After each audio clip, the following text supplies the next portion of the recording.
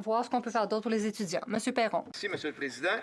Il semble être difficile d'obtenir de nouveaux engagements pour le monde agricole aujourd'hui. Je vais donner une occasion plus facile au gouvernement de remplir des engagements qui ont déjà été pris. On a entendu là tantôt que l'ACEUM a été mis en vigueur en juillet plutôt qu'en août. C'est encore des nouvelles pertes. Alors, pour ce qui est des compensations, celles qui ne sont pas versées encore, les secteurs avec qui il y a eu des ententes et que ce n'est pas verbalisé encore, est-ce qu'on peut avoir un engagement formel que ça va être versé bientôt? Je vais partager mon temps avec ma collègue de Shefford.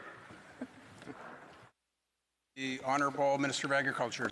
La ministre de l'Agriculture. Alors, je veux rassurer mon collègue que nos engagements qui ont été pris avec les différents secteurs sous gestion de l'offre sont maintenus absolument. Vous savez qu'on on s'est engagé à 1,75 milliard de dollars pour le secteur laitier. Un premier versement a déjà été fait pour ce qui est de la volaille et des œufs. On a un contretemps en ce moment, pour le moins que je puisse dire, avec la COVID-19, mais je peux rassurer mon collègue que notre engagement tient toujours et les discussions vont suivre leur cours dès le retour à la normale. Merci. La députée, M. Perron.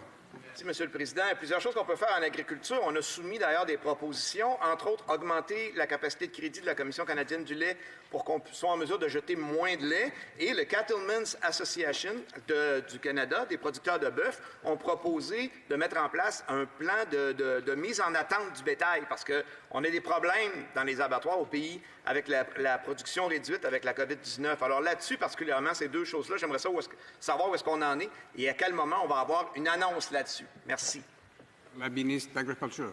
Merci, Monsieur le Président. Alors, concernant l'augmentation éventuelle du crédit de la Commission canadienne du lait, c'est un dossier qu'on regarde très favorablement, qui nécessiterait un changement réglementaire. Alors, la discussion se poursuit à ce sujet-là. Et pour nos autres engagements, je veux rassurer mon collègue encore une fois que nous poursuivons nos discussions avec les différents représentants de l'industrie pour pouvoir leur apporter le meilleur soutien considérant leurs besoins, leur situation particulière, entre autres pour le secteur du bœuf